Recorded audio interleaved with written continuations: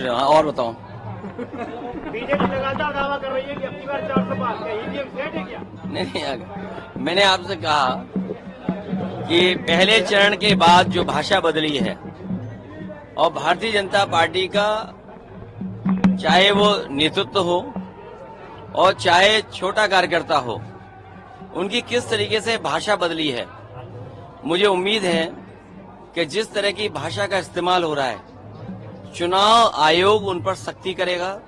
चुनाव आयोग कोई न कोई कार्रवाई ऐसे लीडर्स पे करेगा जो चुनाव का ध्यान किसी और तरफ ले जाना चाहते हैं। इनके भाषणों पर हार का रुझान दिखाई दे रहा है।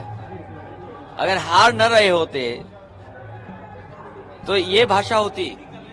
और जिन्हें 400 पार का नारा देना था, वो आज क्या कह रहे हैं? जिन्होंने 400 पार का नारा दिया, उनकी भाषा क्या है? तो इसका मतलब यह है कि कहीं न कहीं भारतीय जनता पार्टी के अंदर घबराहट है।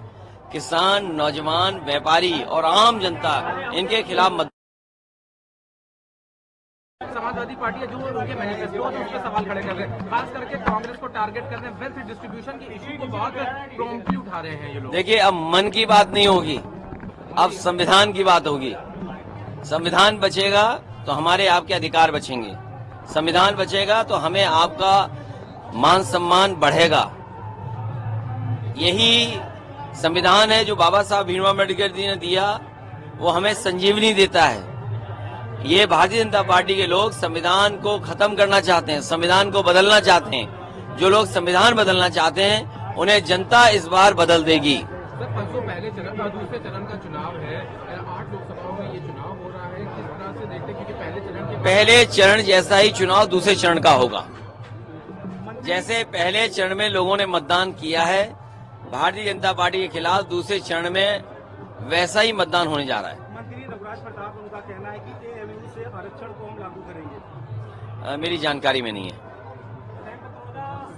सैम पित्रोदा का बयान आज इकोनॉमी को लेके बहुत ज्यादा चर्चा का विषय बना हुआ है। कांग्रेस के वेल्थ डिस्ट्रीब्यूशन के इशू पे उन्होंने बोला है, आपका भी इकोनॉमी में काफी इंटरेस्ट है, तो आप इनके बयान को कैसे देखते हैं? सच्चाई तो यह है कि अर्थव्यवस्था का पूरा सत्यानाश अगर किसी ने किया तो भारतीय जनता पार्टी ने।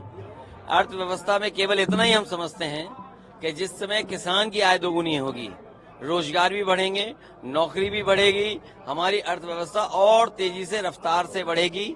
और जो सपना दिखाया था मेक इन इंडिया का, उससे मेक इन इंडिया नहीं हुआ। कुछ लोगों को लाभ पहुंचाने के लिए किसी और दिशा में हमारी अर्थव्यवस्था को ले गए। जब तक यहाँ कारखाने उद्योग नहीं लगेंगे और किसान खुशहाल नहीं होगा, तब तक हमारी अर्थव्यवस्था मजबूत नहीं हो सकती। पेपर लीक कर रहे हैं। उत्तर प्रदेश में बीजेपी की सरकार है, जहाँ से पेपर लीक हो रहा वहाँ बीजेपी की सरकार है। जब इतना सुरक्षा का इंतजाम किया इन्होंने, उसके बाद आखिरकार क्यों पेपर लीक हो रहे हैं? और जब पहली बार पेपर लीक हुए, उसी समय सरकार क्यों सावधान नहीं हुई? सरकार जानबूझ करके पेपर लीक इसलिए करा रही है क्योंकि वो आरक्षण नहीं देना चाहती, वो सरकार नौकरी नहीं देना चाहती। और इनके पास बताने को क्या है? बड़े बड़े होर्डिंग लगाए हैं, कहने को डबल इंजन है, लेकिन दूसरा चेहरा होर्डिंग पे नहीं आ पा रहा, दूसरा चेहरा गायब है। और जितना वोट डाल के एक चेहरा बचा है, उसको भी गायब कर